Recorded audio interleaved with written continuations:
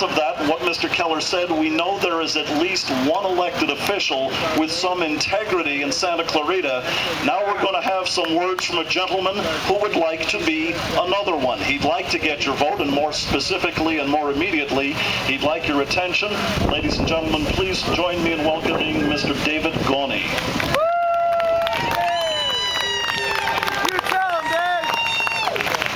Thank you, everybody. I'm not as good as these other people. I'm going to read from notes. I heard when elected officials don't read from notes, they say things that get them in trouble. My name is David Gauny, and I'm running for Santa Clarita City Council. I've been told by a few people that coming here today will ruin my hopes for election in this race. That I'm somehow legitimizing racism and hate by being here and talking to this group. I will tell you, I will never endorse racism, and I will never advocate hate. I don't agree with extreme viewpoints, but I will not be stopped from talking about the local impacts of illegal immigration in our city. This is an issue that is far too important to be swept under the rug with name-calling and fear. Our streets here locally, Newhall Avenue, streets in Canyon Country, are teeming with day workers, many of whom are here illegally. Retailers are losing customers who want to avoid the crowds of illegals in front of their stores. Struggling businesses are forced to compete with employers who hire illegal workers. They pay less than minimum wage. They offer no medical insurance to their employees. So how can a legitimate employer compete? Of course, they don't need to offer medical insurance to the illegals because the taxpayers are already covering those costs. Our emergency rooms are overburdened.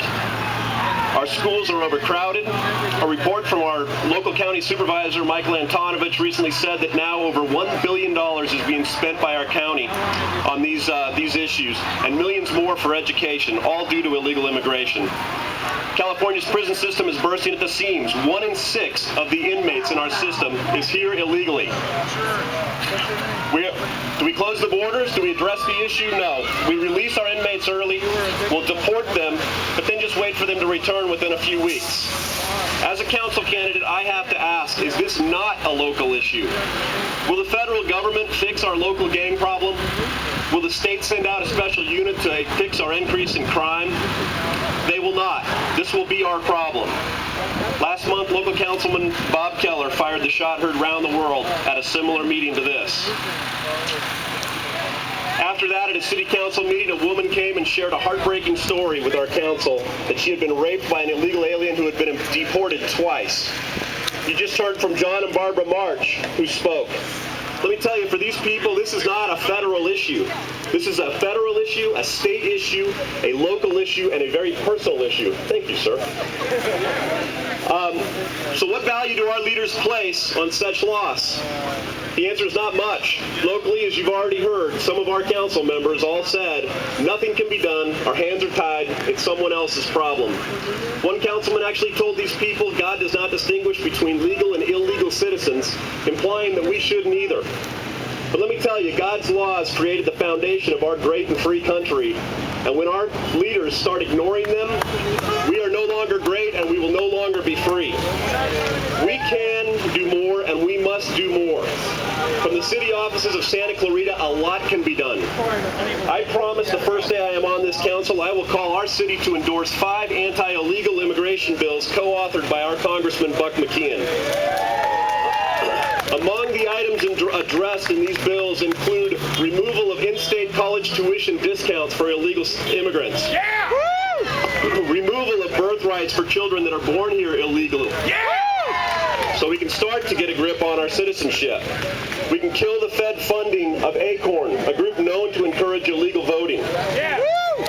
Buck McKeon has also signed House Resolution 1026, which prohibits amnesty, and I am behind that 100%. I will also demand locally that our city uses E-Verify for its employers. And I will introduce a city ordinance that registers rented dwellings in our city and makes it illegal to rent to someone who is not here legally. Whether it's here locally, downtown Los Angeles, Sacramento, or Washington, D.C., I will do whatever it takes. I will stand in the rain and ruin my suit to support our citizens on this critical issue. This is about our jobs. It's about protecting them and holding our employers accountable. We must start shoring up our tax dollars that government If the Fed and the state won't do it, I am ready to roll up my sleeves and start making noise. And if every city started doing this, we would start to have an impact.